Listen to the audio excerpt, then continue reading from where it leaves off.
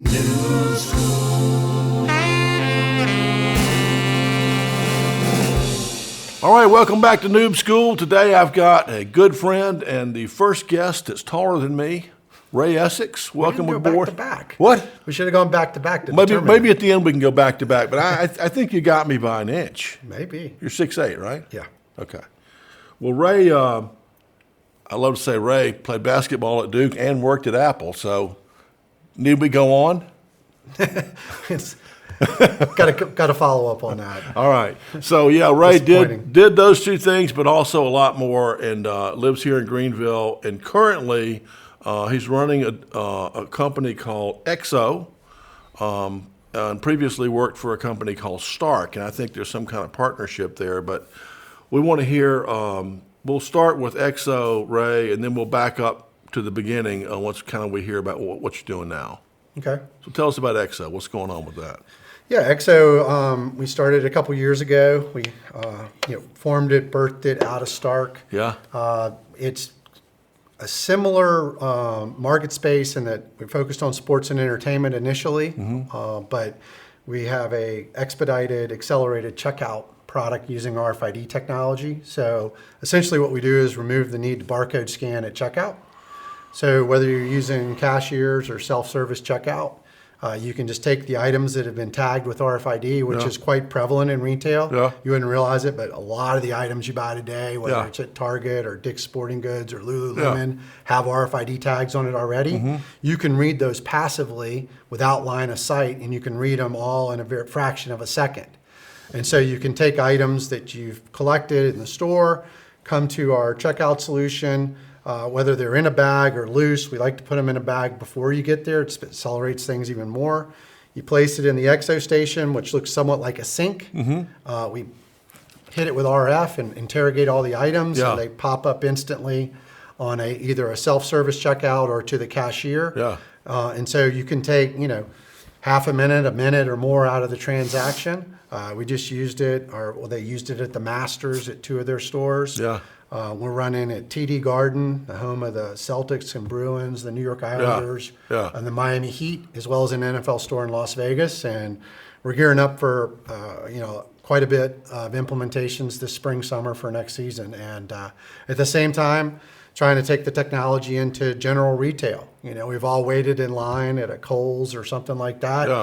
And it's your least favorite thing to do. And so if you can eliminate those lines, the retailers can sell more. They have happier customers.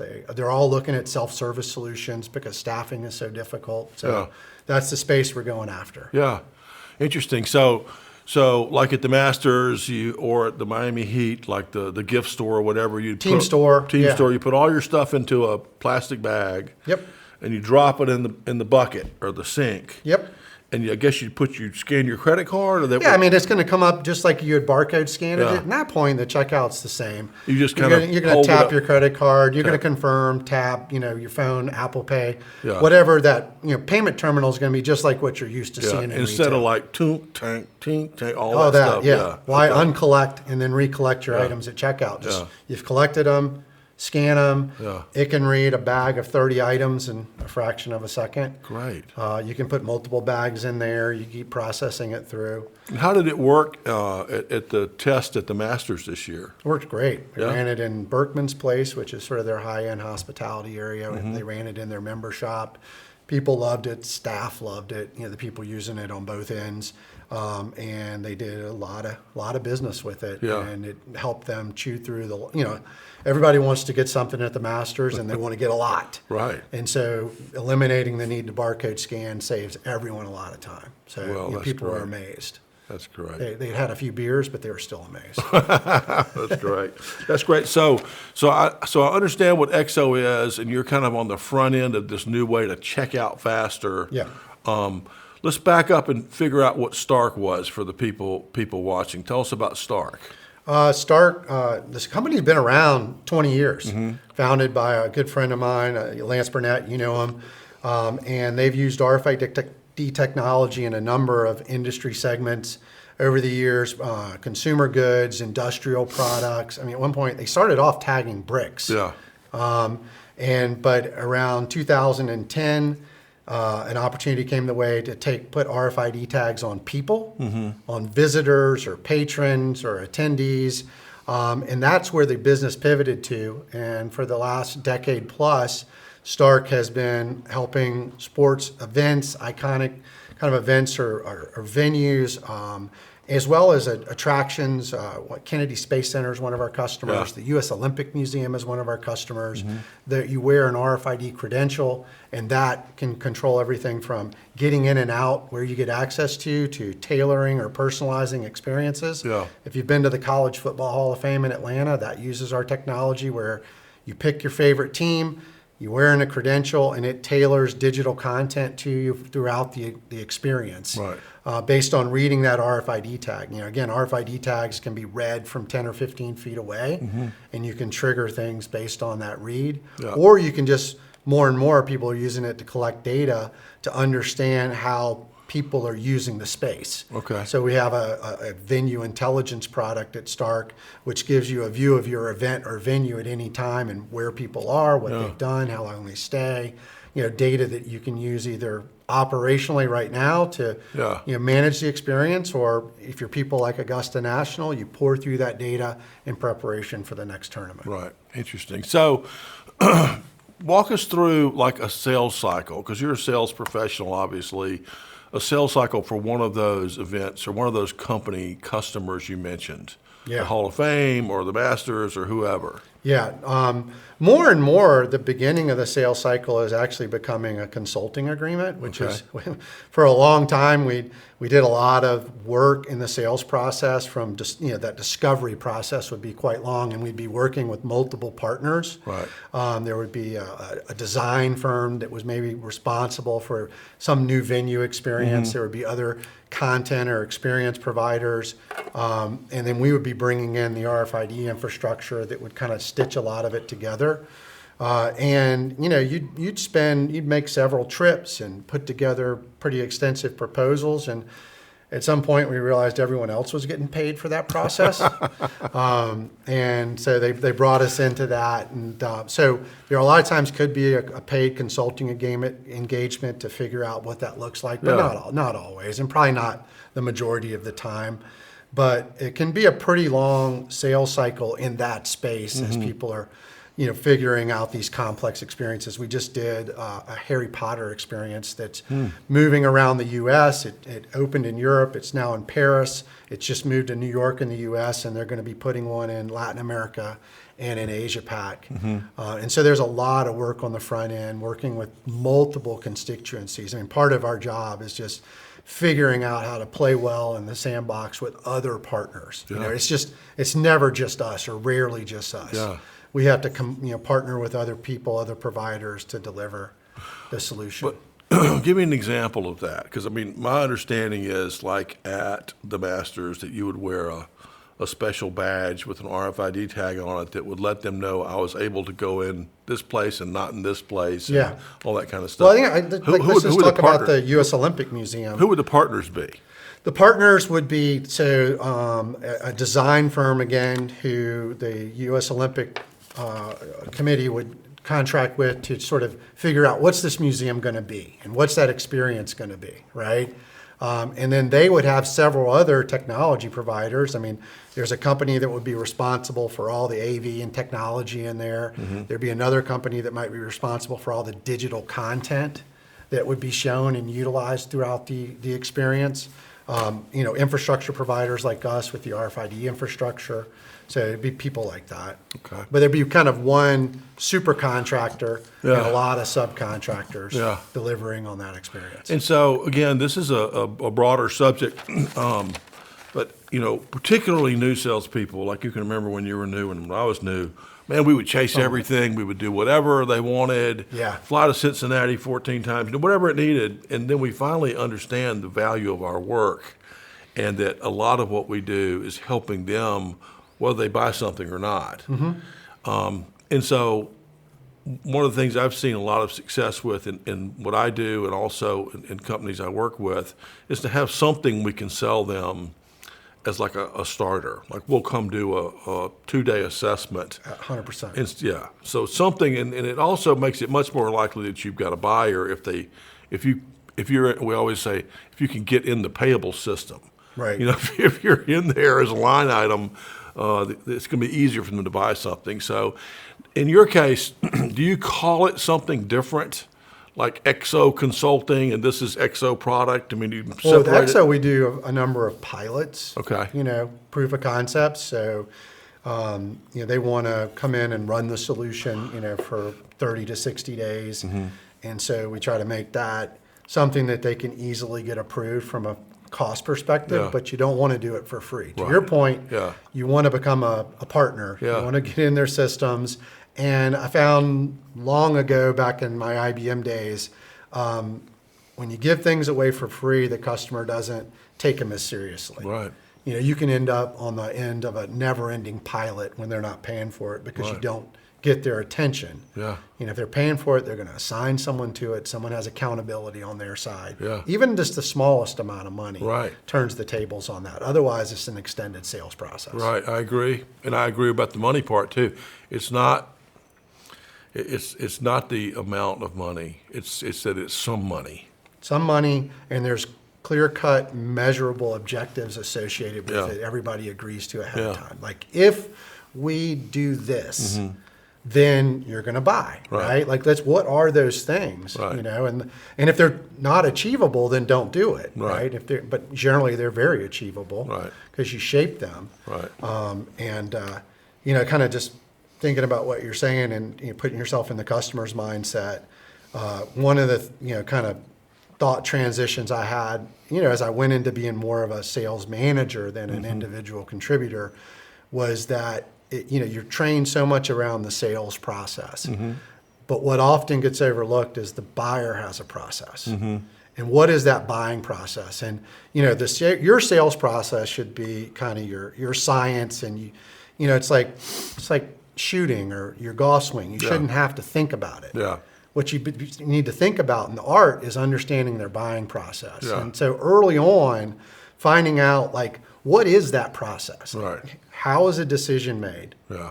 You know, who's making that decision? And if you do this, what benefits do you expect? Yeah. You know, they're not going to tell you that late in the sales process when you're trying to close, but they will tell you that during an introductory meeting or an early in discovery, Yeah. because they're not in that mode yet. Not in And protective otherwise, mode. you're kind of shooting blind later Yeah. in the sales process because you're like, well, when will they decide? Yeah. You know, and so when we always felt like if you didn't have, you know, discrete decision maker, timetable, clear objectives, you know, you just at the end you were guessing. Right. And if they won't give it to you, you're kind of just hoping. You were hoping. You're just hoping. I had a sales manager once that had a book behind his desk. Hope is not a strategy. Yeah. Yeah. I think it was very strategically placed when you were sitting there looking at him. Yeah. I can remember, and you've been a VP of sales like I have before, but I can remember a deal on the board. You know, they were saying this deal's going to close, and I would ask those kind of questions, and they would say, well, you know, we don't know. I'd say, well, I'm going to call them, like right now, and I'm going to ask them. And they're like, oh, no. You know, and the reason they didn't want me to call them, because they did not want to know the answer, because it might have been a bad answer. Right. Because they, in their mind, they were still hoping for that thing. And I Right. was just going to call them, just be matter of fact. Is this happening this quarter? Is it happening next quarter? I mean, Wouldn't you rather know? yeah, let's just find out. Let's find out. Yeah. We can spend our time on something else. Yeah, so that's cool. Well, what a cool thing you're at the forefront of. There's just nothing more frustrating than morning. Like, I think we've gotten so frustrated, or not frustrated. We've gotten so spoiled with Amazon. You know, that like I can just like think of something, boom, boom, blink, done. It's like, and it'll be there tomorrow. Yeah. And so when I go occasionally, you know, I'll go to the grocery store and I'll, you know, get all my stuff, and all of a sudden there's 5 people in every line. And I'm Right. like, oh, man. So No one likes standing in line. no. No. So that's cool. I'm glad you're doing that. Yeah. And it's perfect to have a Stark as a partner, because they have so much time invested in figuring all that stuff out. Yeah, we had the RFID family. You know, we knew the technology. Yeah. We were just applying it in a new way. That's good.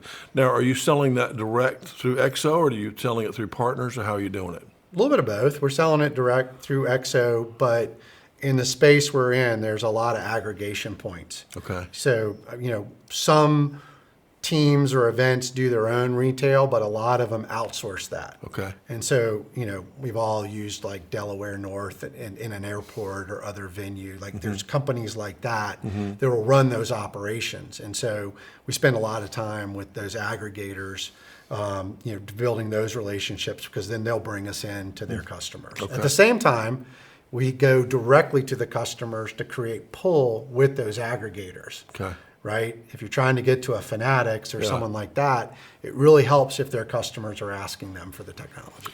Now, would it work for a grocery store? I don't think a grocery store is a great fit. I mean, could we? Maybe. But maybe. You do get with the price of the items and the cost of the tag. And then RF is impacted by metal and water. Okay. So grocery store would not be my initial So market. higher end apparel.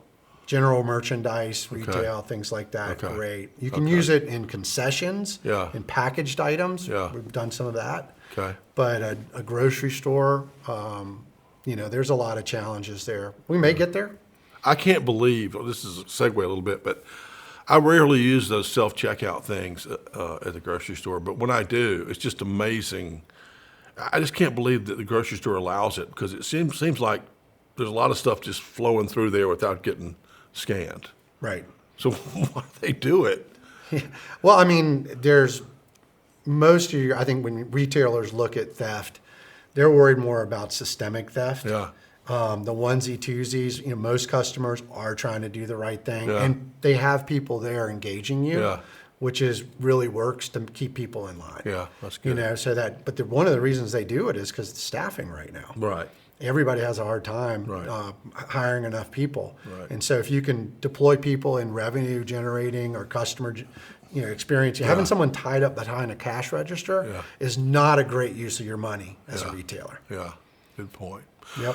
Well, it's really cool what you're doing now. I want to back up and talk about kind of how we got there and the different companies you worked for along the way. And we're not going to go all the way back, but it is interesting that you spent your high school years in London or in England, and you played basketball over there, went to an American school. And so what do you think changed with you having that experience versus experience here in the States? Just independence. I mean, and when I was going to high school in London, we took the tube, public transportation. We played basketball tournaments in Europe. We stayed with host families. Yeah. Volleyball as well. I did volleyball. But the level of independence that was thrust upon you as a 9th grader, a 10th grader, to succeed or fall flat on your face. Yeah. And you would be in Paris for the first time in your life, and be able to just go out with friends and explore the city. And got to figured out how to get around just about anywhere in Europe. Yeah. When I wasn't multilingual or anything, but having that confidence, just any situation, just becoming an explorer. Yeah. Just eating it up. Yeah. To me, the worst thing to do was to get on public transportation when you could walk somewhere, because it was all the things you would see on the way to what you were going to see. Right. It ended up being the things you remembered the most. Right. Those explorations with friends. Those were the times you never forget. Yeah. So just that level of independence and confidence. And, when I went to college at Duke, I didn't know a soul. It never fazed me. I was like, let's go. Next adventure. Right. That's great. Let's dig in. Yeah. And so that's kind of and I've taken that same attitude. I don't know. I love change. Probably too much. I'm always trying to change things. Yeah. My wife was like, we're just trying to get from A to B. We're not trying to fix all the processes along the way. Yeah. But I love thinking about how things can change. Yeah. That's and cool. how do we make them better? That's cool. So would you take the train mostly, or? Yeah. Yeah. Yeah. Was the channel back then? There was no channel. There was a ferry. A ferry. Yeah. Okay. Which had, pubs on the ferry. So we enjoyed the ferries. And there was no IDing back then either, I don't think. Oh, no, there was no not such in Europe, thing. no. No. What changed when I went to Europe? I was like, I had no interest in drinking. Yeah. When I came back, I had a lot of interest in drinking, because that's what my friends all did. I'm like, what are we doing? They're like, we're going to the pub. Well, I'm what like, else would we do? Yeah. Oh, okay. Yeah. So You went to Duke, and obviously that wasn't the only place you got accepted to or applied to. So what were some of the other places you considered? Texas, because that's where we had come from. Yeah. Vanderbilt, Yale, Stanford, Duke. There may have been a couple of others. Those are the ones I remember. And I wanted to go to Stanford. I wanted to go to Stanford and play volleyball. Yeah, and what happened? Stanford didn't want me. Sons of bitches. Turned out to be a great, who knows what would have happened if I'd have gone there, but I loved Duke. Yeah. I applied early to Duke, and the only place I would have gone had I got in was Stanford. I had a classmate the year before me that went there to play volleyball. So he was trying to get me to come out there, but evidently didn't have enough of the other stuff. Yeah. And so you must have had really good grades in high school. In high school, I did. In high school. Okay. And so you picked a great school, obviously, and Coach K was the basketball coach, and you played basketball there. I walked on for a year. Nice. Yeah. And Played would have been, that's a strong verb for what I did. Participated on the team, got a jersey, listen. Rebounded a lot. Played for Duke. That's all you got to say. Participated. That's right. Participated. So give us a Coach K story. Coach K was probably one of the most intense individuals I've ever known. Yeah. Even back then, he was, wasn't that far out of coaching at West Point. He had been a West Point guy. He was probably, 6'2", 6'1". He's a big guy. He has this presence. Yeah. And you were scared of him. Everyone was like, oh my gosh, this is one tough guy. But he was the ultimate competitor. And he just hated to lose. And I remember one time we were at NC State and they were just rolling. And that meter is just going. They have a noise meter in there and we're getting dunked on and bad things are happening. I'm just watching. Yeah. But, he came in and I'll save you the theatrics in the locker room, but I'll never forget. He's like, they're having fun playing us.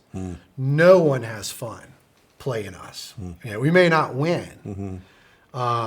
It's things like that. Or another time after a loss, he came in and he could just tell the team hadn't put enough into that game because they weren't hurting enough after. He's like, when you put everything into a challenge and you get beat, and he's like, you'll get beat, but then it needs to hurt.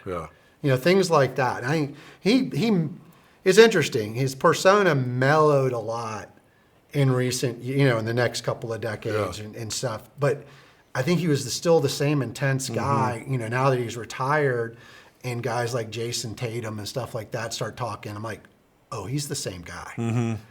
Tatum was telling a story on ESPN about how he challenged him in a UVA game. And I'm like, he's the same guy. Like he's that competitor.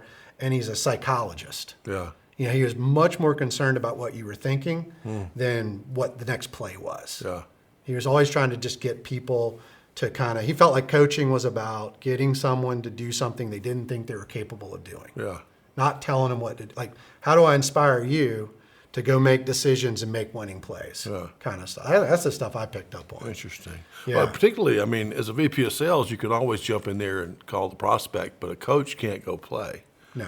It's interesting. Well, I'm glad you got that exposure to him. He's an interesting guy. Amazing. The winningest coach ever. It's pretty strong. Yeah. And then the other thing I noticed about you when I was doing my homework is that you majored in electrical engineering. Yeah. What? Hey, you're good in math. You should be an engineer. What self-respecting sales guy majors in EE? Come on now. Yeah. That was again, like you said, math came really easy to me. Yeah. People are like, you should do engineering. I'm like, that sounds good. Yeah. Okay. Yeah. It does sound interesting. It's not nearly, electrical engineering wasn't nearly as cool then as it is now. There weren't as many amazing things you could do with it as you can now. Yeah. I think if I had done that now, I would have stayed in engineering. But at the time, when I was way too late, when I was interviewing for engineering jobs my senior year, I kind of came to the realization that this is not for me. You know, these are not interesting problems to me. Yeah. And someone kind of said, you know, you really should be more on the people side, the sales side. Yeah. And so I was able to, fortunately, took a while, got a job with IBM as a sales engineer. Yeah. So I could kind of leverage my technical background and, you know, my embraciveness of technology, but also get out there in a sales world, Yeah. you know, and deal with clients. And my first job was on the CSX account team. Literally, IBM had 25 people, combination of sales, engineers, and what they call customer engineers, which are more like technicians. Yeah. All we did was go to CSX, the railroad, every day. That was our job. And, you know, the company probably did, I don't know, anywhere from 25 to 50 million in revenue a year, depending on where they were in an upgrade cycle that supported that team. And that was before Gershner came in and turned IBM into a services business. I was there when that kind of went down. That was interesting to see that change of mindset and who fought it and who embraced it Yeah. and how that went. Yeah. That's interesting. So those, just for the sake of the listeners, 25 people going to one company every day. Of course, it's a big company. Well, we had offices. Yeah. So what were they Cafeteria doing? They were passes. going to see how things were working, or what kind of stuff were you thinking for the future, or gathering info? What was going on? Yeah, I mean, there was a lot of that. And, you know, they were using all of our, you know, PCs. They had, you know, 5 mainframes. They had a host of network equipment. Yeah. You know, the company had thousands of employees. Yeah. In many ways, you were kind of like their IT department. Okay. You know, so you could get calls at any day talking about this or that. But people would bring you into their office to just tell you what their ideas were and try to envision it with technology. Right. We got a new project, you know, Yeah. we got a new idea. Okay, how could we use your technology for this? And that's where we would get our next leads from. Got it. And that was the relationship that that's and the pyramid of relationships, that's the top, where you are the trusted advisor. Yeah, I mean, we had Understand- a CSX badge. Yeah. So they looked at us as part of the team. Let us brainstorm with you about what we want to see in the future, not I want to buy so many printers, you know, that are this fast, you know. No, they just expected that. Yeah. But what they really wanted was, you know, the people who understood the technology. Yeah. It would And be there. so then when you got that job, that was probably one of the best jobs you could get out of college in sales, I would say, is IBM sales. And I guess our listeners trained you. Our listeners don't know this, but I mean, that was the best place to get sales training. Yeah, they would send Back us to then. Atlanta, Yeah. and we would be in these sales classes with 100 people. Yeah. And they would take us through the CTSC, the Customer Tailored Sales Call. Yeah. And it was basically a sales methodology that was very similar to what I still use today and have taught to many sales teams, adapted over time with new learns.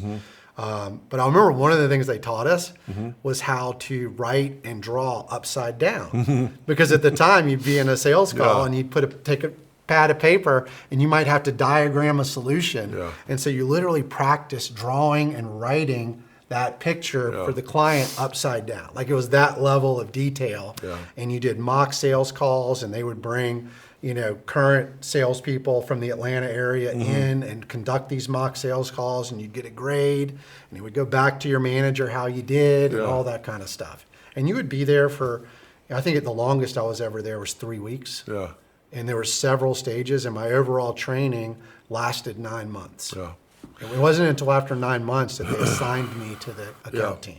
So I think in terms of your journey, that part of it is something that is our listeners can duplicate, in that when they're looking for that first job, if they don't have like the perfect spot, like the place they would just love to work the rest of their lives, they don't have that, where can they go and really get some great training? Right. You know, and IBM back then would do that. Nowadays, It was IBM, Anderson Consulting, Yeah. or a bank. yeah. Nowadays, I would say it's Salesforce, Yes. Oracle, you know, some of those big tech companies. Man, if you get on there as a salesperson, they're going to train you hard and work you hard, Right. just like IBM did, I'm sure. Yep. Interesting. Okay. So IBM for how long? 11 years. Wow.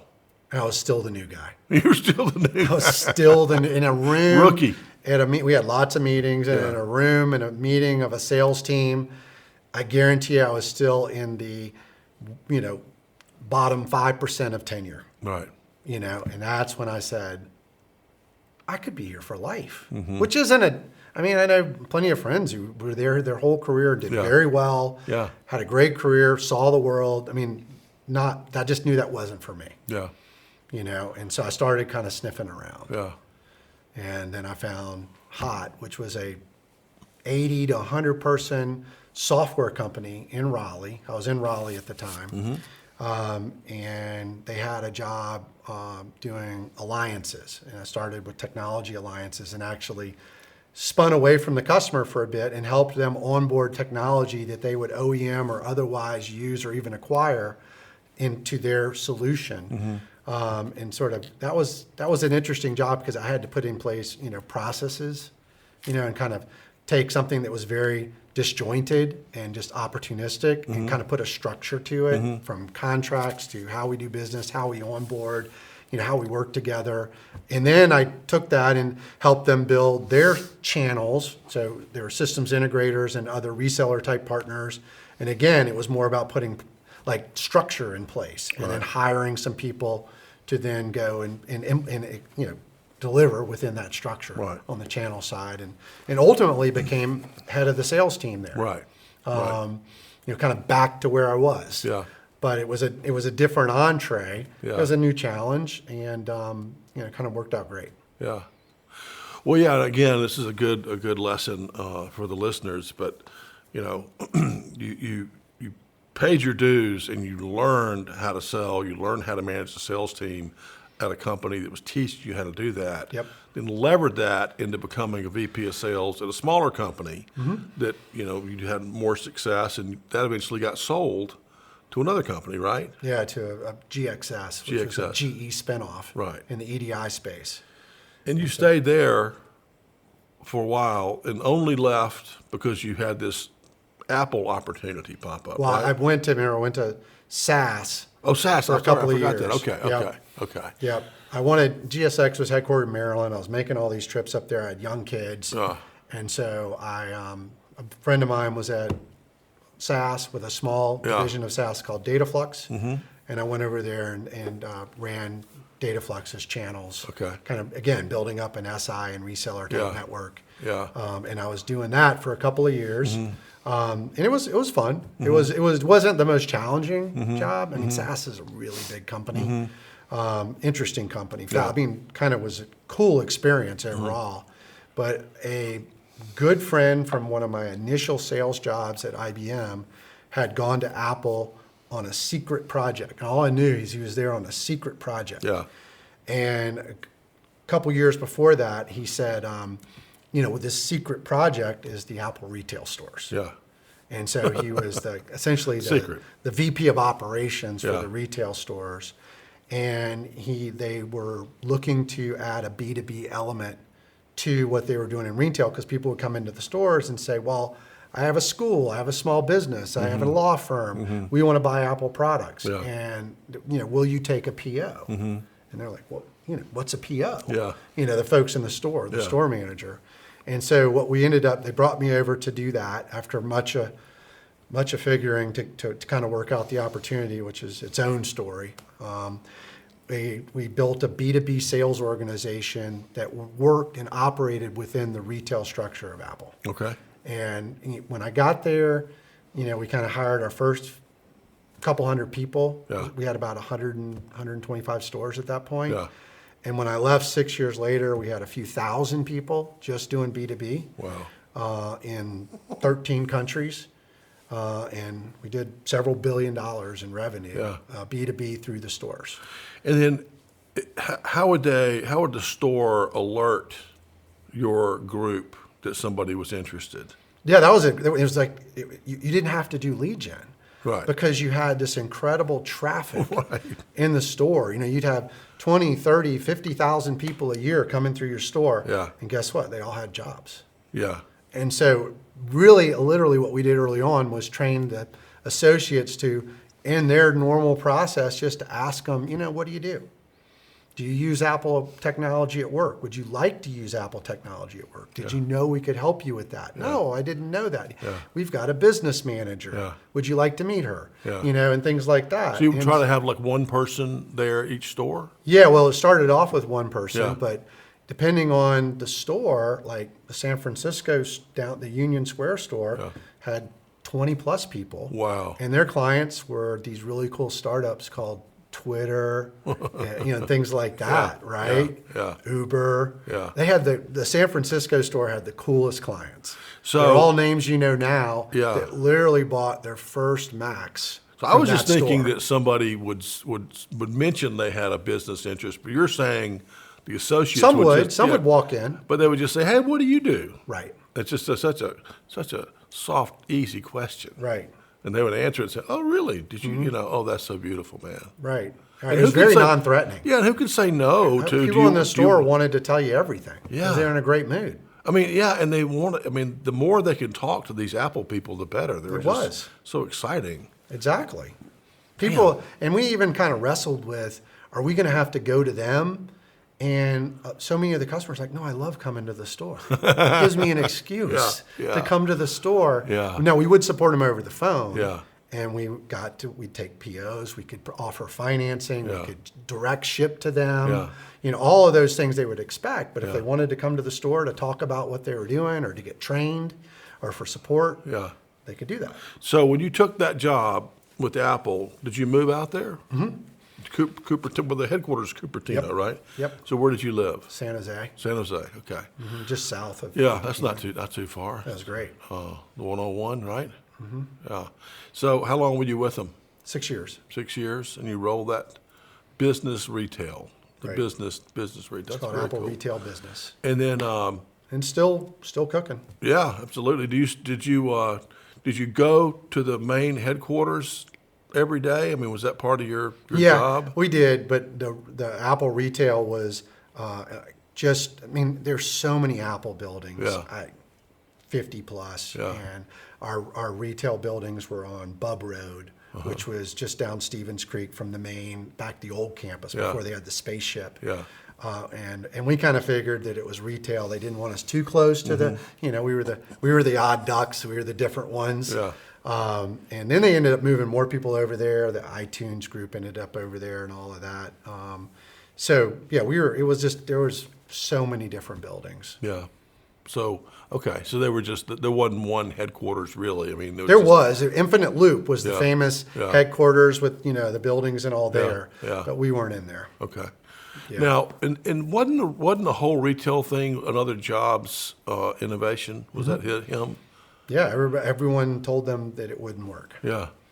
You know, they just like they predicted that Apple would be in and out of it within a couple of years. Right. And then why do you think it did work? Because they put the customer first. They really looked at. So the team that put the Apple retail stores in place looked at certain models and decided what do they want to be, and they wanted to be an elite kind of luxury service environment. And so one of the things they modeled their whole credo around was the Ritz-Carlton. Ah, okay, yeah. And creating that exceptional experience. Yeah. And so, you know, the customer experience was at the top of the pyramid for everything in an Apple retail store. And so they had a measure of customer experience called Net Promoter. I don't know if you've ever studied Net Promoter. But your Net Promoter score as a store was your proudest element, even above sales. You know, it's like how well did you, basically Net Promoter measured the likeliness of a customer to recommend Apple to someone else. And so that's kind of how they looked at the stores. The stores were brand ambassadors, you know, and then they had a saying, you know, 5 down, 95 to go. 5% of the people use a Mac. There's 95% out there too. Basically, they considered it, and another one of the credos was enriching lives. Like the people in the store, especially back in, you know, the early 2000s and early 2010s, they felt like they were doing a service to you to convert you from a Windows world to a Mac world. Like you weren't living a full life because you didn't use a Mac. Right. And they felt that passionately, and they felt like every conversion was really what it was all about. And so whatever it took to get Yeah. you to convert, Yeah. that's what they've tried to figure out how to do. That's so cool. Yeah. That's so cool. Do you have any Steve Jobs stories? Not really. You know, he unfortunately his health had declined by the time I got there, so he Okay. was very limited in his interactions. But they did tell you in the employee training, if you see him and you're getting on an elevator, do not get on the elevator with him. And they're like, well, why not? And they're like, because you might not have a job when you get off the Oh elevator. my gosh. Because he's going to ask you, what do you do? Why are you here? Yeah. Well, that's stupid. Yeah. You know, kind of Yeah. thing. Yeah. And so, yeah, but he was very, very hands-on for obviously a long time. Yeah. You know, he spent a lot of time on retail, Yeah. directly in the stores, and you'd get emails. You know, he would answer customers' emails. Like they would show up, and they would go to my boss, but I would get them. If somebody had a bad experience with the business team anywhere in the world, Yeah. I would get a forward from my boss, from Steve, because they might have emailed him, Yeah. and he like some explicitive is going on. Yeah. And you're like, well, okay. And, you know, we'd have to go triage that. But Yeah. he would, and that was not someone doing it for him. Right. It was coming from He him. was doing it.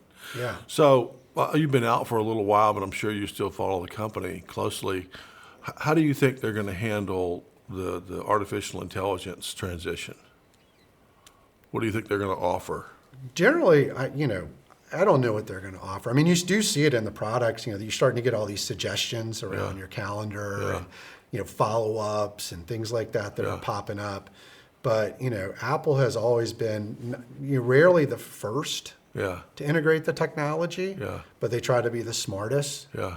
to integrate it, and they try not to get distracted in the noise. And they try to deliver something like really unique that gets everybody to grab onto it. You know, you look at like rolling out Apple Pay, right? Like they avoided a lot of distractions to just say, you know, we want to be able to provide a really simple payment environment, and they put off a lot of things until one of the credos that they taught you at Apple was you have to say no to a lot of good ideas to do something great. Yeah.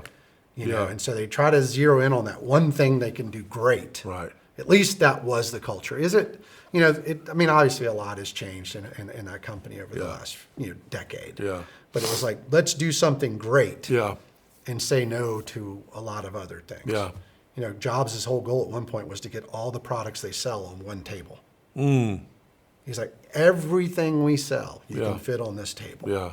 Interesting. You know, he felt that was a victory. Yeah. I Because remember everything on this table we're exceptionally proud of. Yeah. Yeah. I know when he came back after being, gone or kicked out or whatever, he was like, we got 80 product lines, and he narrowed it down to, I think, 7 or 6 or Right. something. And everything makes sense. Yeah, he sort of had that attitude, and I think it can even more personal to me is that my friend Jerry, who brought me to Apple, when he first got to Apple on that retail project, he talked about struggling, and he almost just packed up and went home. And I think it's the same thing when you talk about Steve coming back. At some point, he realized, well, what's the worst they can do? Fire me? Yeah. And then I get to go home because he Yeah. was from New York. Yeah. And so he stopped being afraid of messing up. He stopped being afraid of being fired. He's like, once you're not afraid of that, Yeah. then you do your best work. Yeah. Interesting. Right. And he said that unleashed him. And, from then on, he loved it. Good. He Good. kind of was Well, able to turn that corner by eliminating the fear. We did a great job, that's for sure.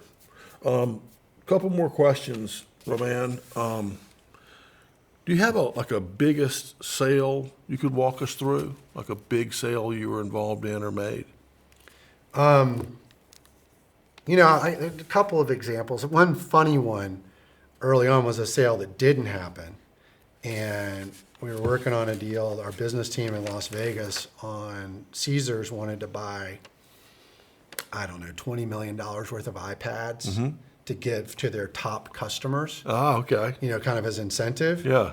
And word got up to the executive team, and we were told, you can't do the deal. Oh. We're like, but we've been working on this a long time, and this is just the tip of the iceberg. And then the other casinos will want to do it. And they're like, that's not how we want to position the product.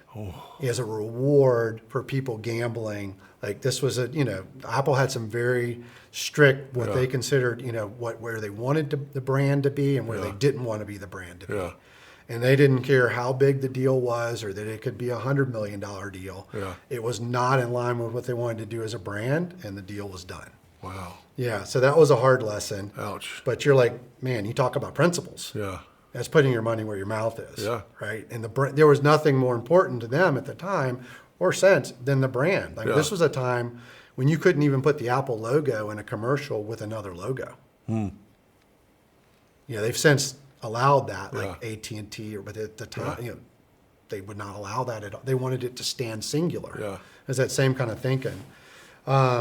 Another deal that popped to mind was we were doing a deal with back at Hot with Royal Ahold, which is a big Dutch grocer.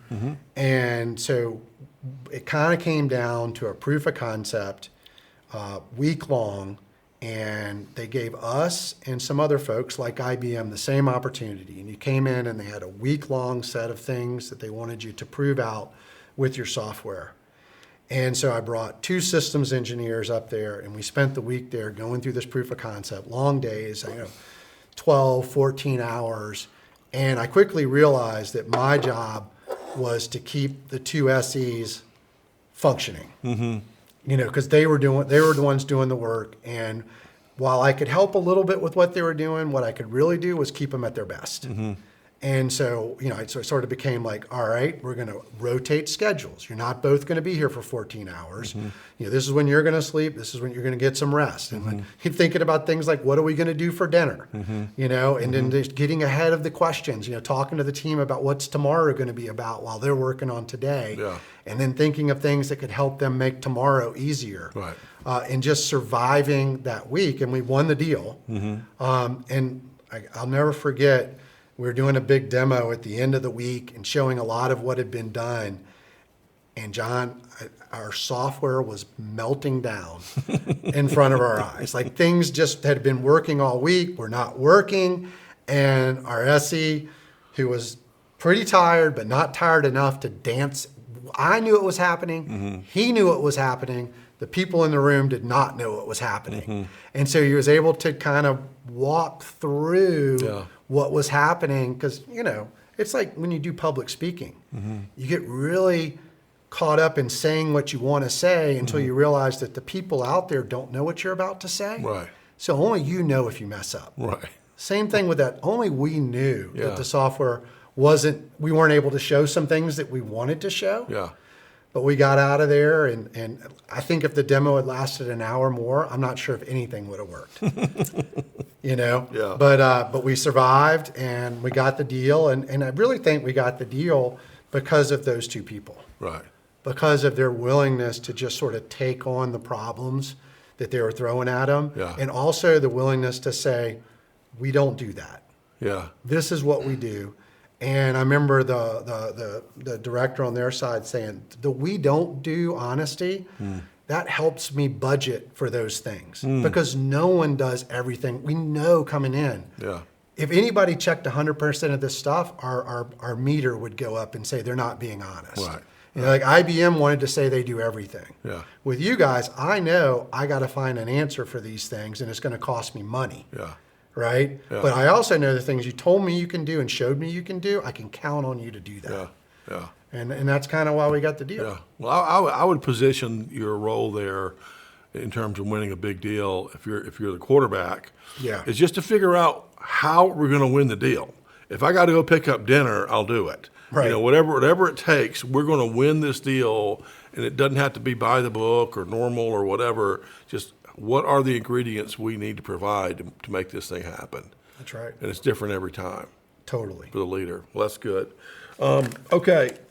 How about just generic advice, or your advice for a young salesperson? I was thinking, this is one of the things I was thinking about ahead of time. And I remember kind of thinking about like now being more of a hirer. And, I look for people who, while their experiences are valuable, are not overly attached to those as the only way to do something. I think that your ability to show your willingness to unlearn and relearn is what makes you successful, because each new opportunity is a chance to get better. Yeah. Like just because you were really successful in the role you're in now or we're in, that play may not work. Now, those experiences are super valuable, but how do you look at the next opportunity a little differently? Yeah. Whether it's a new company or even maybe a new role. Yeah. And try not to just drag a play with you. Right. Try to look at each new opportunity uniquely and go, well, how do I take what I've learned and let's create something new. Right. Let's create a new approach, a new message, new value. Maybe we can do something a little better this time. Yeah. Right. And I think that willingness of people to kind of, who are really successful, to be willing to let go of what made them successful and embrace the new opportunity, ultimately is the people you want on your team. That's great, Ant. That's great. And I would add to that, one of the things that we don't like to hear from new employees or even interviewees is like, well, back at so-and-so company. No one wants to hear that. I don't want to hear it. You know, we want to talk about what's working here and ideas for things to make it work better. I really try to not say, I mean, you've asked me about this, but Right. I try not to say at Apple. Or, You IBM, know, people would just get tired of it. Yeah. You know? Like that's the answer And it's for different. everything. Well, and you know, certainly what worked there is not going to work here. We're so different. Yeah. Yeah, I mean, different problems to solve too than what you're doing now. Right. 100%. Interesting. Okay. And then a couple of rapid fires. Favorite movie? You know, I was always a huge fan of Gladiator as a movie. Love it. I love that movie. Yeah. Obviously, Hoosiers. Yes. You can just watch that over and over. Ferris Bueller's Day Off. That's good. Who doesn't watch that in segments? That's a good one. You know, these days, it's all about series, though. Yeah. And I love Last Kingdom. I If haven't you watch seen that on that. Netflix. No, what's it about? It's set in kind of 9th century England, and it's about kind of the various kings and the Danes in England come, and they use this fictitious character, Uhtred Ragnarsson. Okay. And he's kind of the glue that puts all this. But I thought it was all made up, and then I started kind of looking at the history behind it, and it's actually the people around Uhtred are all very real. Okay. You know, they change a little bit. Yeah. But it's kind of an action. You know, it's got a bit of a gladiator feel, but the characters in it are just priceless, and it's super. It's great, and they just came out with it has 5 seasons, and they just came out with a movie that kind of culminates everything. So I mean, that's a great show. Let's see if I put it in the rotation. That's a good one. Yeah, it's a good one. And then favorite book? You know, not a huge reader. Like, I mean, I go through spurts. I remember, like, I loved reading with my kids. Yeah. You know, and getting into the young adult. I was thinking about, you know, you mentioned this before. It's like, you really need to talk to my daughter. My daughter works in publishing in New York. Yeah. And she creates audiobooks. Yeah. And her room looks like a library. Ah. And I can just go to her room and put, but it's a lot of young adult. Yeah. But she's literally got bookshelves all over her room. Yeah. She's just a reader. She's loves a big to read. reader. She was an English major at Georgia. Yeah. Loves it, works in publishing.